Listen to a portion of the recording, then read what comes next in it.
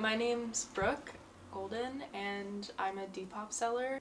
Depop is this app where you can buy and sell clothing, and it's mainly geared toward vintage clothing. There are other apps really similar to it, but they are more geared towards like contemporary clothing. So Depop's really fun because it really like embraces vintage. And I got into buying and selling because in high school I just thrifted clothes because it was like affordable for me. I would get things that I really loved but just never wore, like they didn't fit quite right or something. Then I started selling them on Depop because I had friends that were doing it, and then I just like kept doing it and it slowly turned into a job. Like my following, I've built it just because I've been on it for so long. I think I've been doing it for almost 4 years.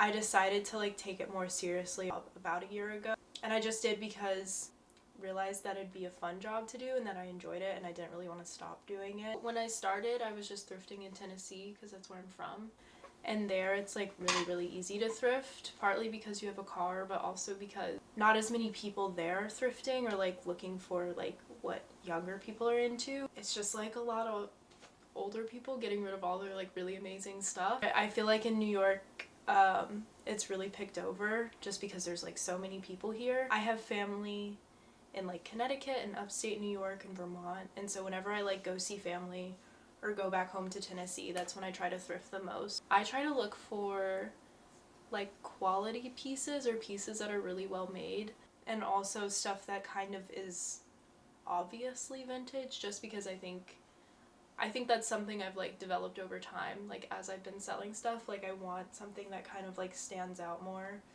But I like a lot of like 60s, 70s, and 80s vintage is like really fun. But I don't know, I just try to look for like really unique, fun pieces. Yeah. The photos you take of the clothing really help if you're gonna sell it or not.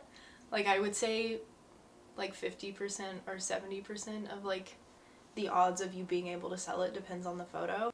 And sometimes I can see like other sellers posting stuff and I see the photo and I'm like, that's like not actually that good of a piece, or I can tell it's like not well made or something, but they're still able to like sell it at a high price because like the photo's so good.